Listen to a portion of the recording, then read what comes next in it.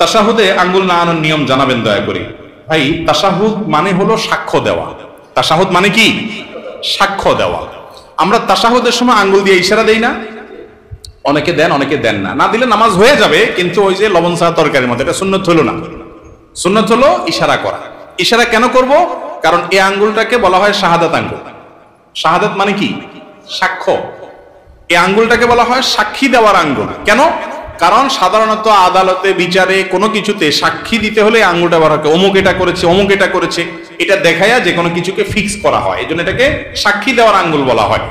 আমরা যখন কালিমায়ে শাহাদা পড়বো আত্তাহিয়াতুর মধ্যে, আশহাদু আল্লা ইলাহা ইল্লাল্লাহ ওয়া আশহাদু আন্না মুহাম্মাদুর রাসূলুল্লাহ, বা তাশাহুদ মানে কি? সাক্ষ্য দেওয়ার দোয়া বা সাক্ষ্য দেওয়ার বাক্য, কালিমা। এটা পাঠের সময় আমরা আঙ্গুল তুলে সাক্ষ্য দেব। মুখে সাক্ষ্য দিচ্ছি, আবার আঙ্গুল তুলেও কি দিচ্ছি?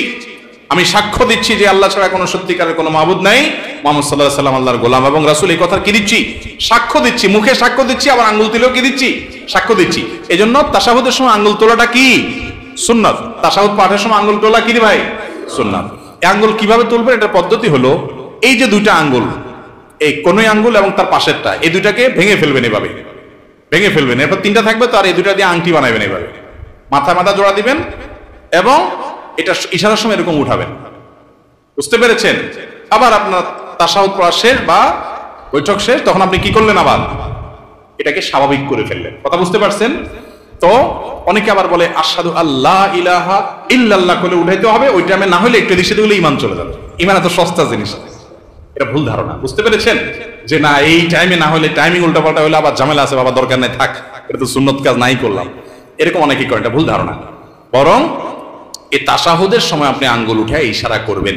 অনেক ভাই আঙ্গুল নাড়াচাড়া করে না। উলামা ইকরাম নাড়াচাড়া করার কথা বলেন, কারণ একটা হাদিসে আছে যে এই আঙ্গুল নাড়ানোটা শয়তানের উপরে লোহার আঘাতের চাইতে কঠিন হয়। এই জন্য ভালো করে নাড়ায় শয়তানরা আঘাত করে নেয়। বুঝতে পারছেন? কিন্তু এক্ষেত্রে দুইটা মত, যদি অনেক উলামা ইকরাম বলেছেন যে নাড়াইতে থাকা এবং এটা শয়তানের জন্য বেশি কঠিন হয় লোহার আঘাতের চাইতে বা এই জাতীয় আঘাতের চাইতে। তো এই মতটার চাইতে আমার কাছে অধিকতর শক্তিশালী মনে হয় এবং এটাই বেশি বিশুদ্ধ মত, যে নাড়াইতে থাকা না, বরং ইশারা দেওয়া। কারণ বেশিরভাগ হাদিসে যে ভাষ্য আসছে সেটা হলো তাশাহুদের সময় আঙ্গুল দিয়ে কি করা? ইশারা দেওয়া। ইশারা কিন্তু নাড়াইলে হয় না। নাড়াইলে ইশারা হয় না। উনি আমল করলেন, কিন্তু হাদিসে বেশিরভাগ কিসের কথা আসছে? ইশারার কথা আসছে, নাড়ানোর কথা আসে নাই। আর তাছাড়া সালাতের মধ্যে যে খুদু অবলম্বন করা, সুকুনের সাথে থাকা, এটার সাথেও এটা যায় না। সব মিলিয়ে আঙ্গুল ইশারা করা তাশাহুদের মধ্যে এটা একটা সুন্নত কাজ, একটা ভালো কাজ, যেটা আমাদের বেশিরভাগ মুসল্লি ভাইরা করেনও না। এটা করা উচিত আমাদের।